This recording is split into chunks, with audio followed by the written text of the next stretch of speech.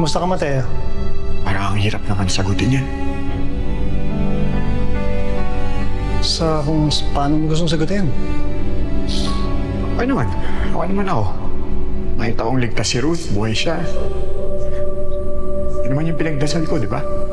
Pero, Sabi na nga ba may pera ko na naman eh. man kasi ang hirap. Ang hirap isipin eh. Ganon. Bakit ganon? Bakit? Hindi na lang ako naaalala ng asawa ko bigla. Parang mas masakit pa yun sa pinagtaksilan. Yung hindi ka maalala ng asawa ko. Normal lang nasasaktan, Mateo. Kaya ka nga nasasaktan dahil mahal mo siya, di ba? Alam ko. Pero lagi na lang magsakit ang mararamdaman ko. Hindi ko na mapapakita kay Ruth kung gaano ko siyang kamahal. Mateo, ang tunay na pagmamahal ay hindi nasusukat sa kung gaano kayo kadalas kasama o kung gaano kanya kadalas maalala. Oh? Paano? Tandaan mo, Mateo, ang tunay na pagmamahal ay mapagpasensya at mabuti. Okay. Pero, Hindi rin ito pinipilit. sige, tuloy mo. Alam ko, hindi ka pa tapos. Hindi ito nagtatanim ng galit o sama ng loob. Ayaw nito ng kasamaan. Ang gusto nito ay katotohanan. Man, di ba sabi mo sa akin, hindi ako masamang tao at totoo yung pag-ibig ko kay Ruth? Tama yan. Kaya nga ang pagmamahal ay kayang tiisin ang lahat. Patuloy na nagtitiwala, laging umaasa at nananatiling matatag sa kabila ng lahat. Ang pag-ibig ay kailanman hindi magwawakas. Tama, Mateo? Kung ganyan talaga ang pagmamahal mo kay Ruth, wala kang dapat ipag-alala. Salamat, Ayman. Alam kong nagmamahalan kayo ni Ruth. Habang buhay, walang katapusan hanggang sa kabilang buhay.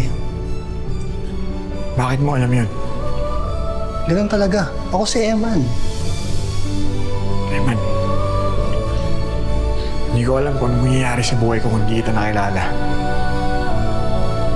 Makikilala mo naman ako sa iba't ibang tao na makikita mo.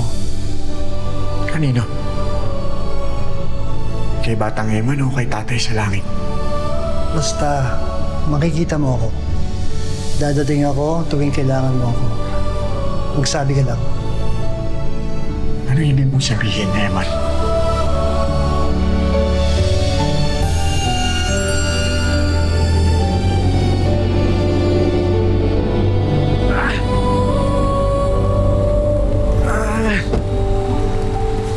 Cho.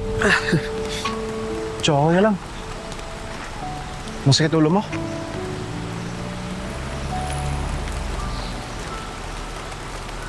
Cho, tara na. Kailangan natin umalis para hindi tayo masundan.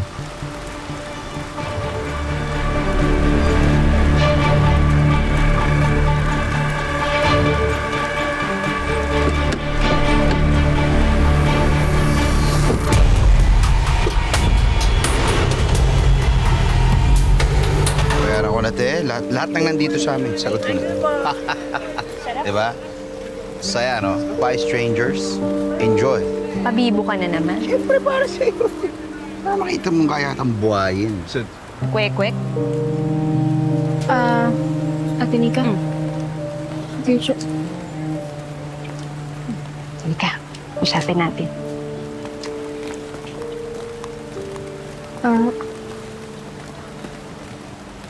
Mateo.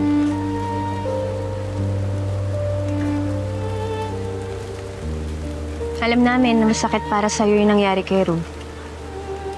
Pero nandito lang kami, makikinig kami sa'yo. Nandito lang kami kay Jo. Sapat na siguro na nalaman kong buhay si Ruth. Yun lang naman dasal ko eh. Siguro lalayo muna talaga ako sa kanya para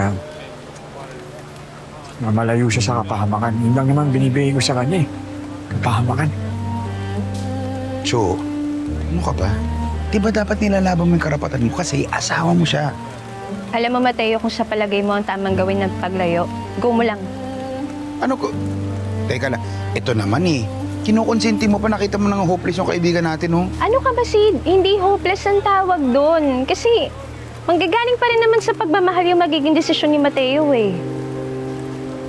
Mahal mo si Ruth, di ba? Buong buhay ko. See? Lalayuan niya kasi mahal niya. Bravest thing to do pa nga yun eh. Ganun ba yun talaga? Alam mo, Mateo, katapangan niyang gagawin mo. Yung uunahin mo yung makakabuti para sa mga taong mahal mo kaysa sa sarili mo. Walang mali doon. Pero hindi ibig sabihin nun na sinusukuan mo siya. Eh, baka ganun lang siguro talaga. Binibigyan kayo ng time and space ni Lord para mag-heal muna kayo. Tapos, pag nagkita na kayo ulit, okay na ulit. Okay na lahat. Okay na kayo. Wow. Iba talaga yung hugot mo doon, Nika. May loves. Wisdom na hindi mo Alam mo, na-inlove ako lalo sa... Palibasa kasi wala pa nai-inlove sa'yo eh. Kaya ganyan ka magsalita eh. Excuse me, hindi ka sure dyan. Marami na-inlove sa anak. Isa ka na doon, aminin mo na. Wow, desisyon ka? Desisyon yan siya.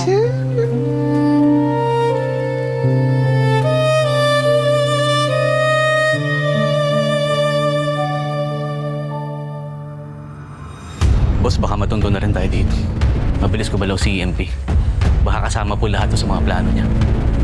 Nasa most wanted list ka pa. Pagdating ni Sister, pag-uusapan na natin yung susunod nating misyon. Kasi di ba, kailangan mailigtas pa rin natin yung mga biktima sa orphanage. Ruth, is there something you need? Don't be so sure, EMP.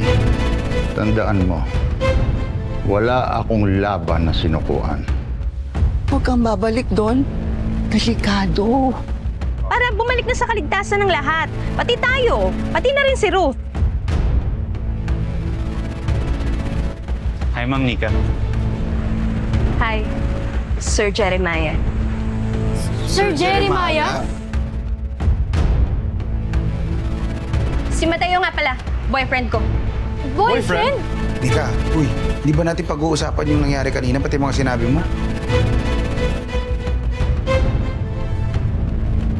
Yung USB lang naman yung nakuha ni Gaspar. Meron pang isang bagay na mas importante na wala sa kanila.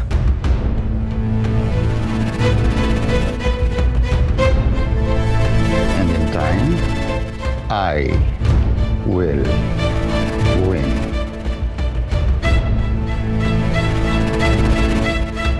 Anong susunod nating plano?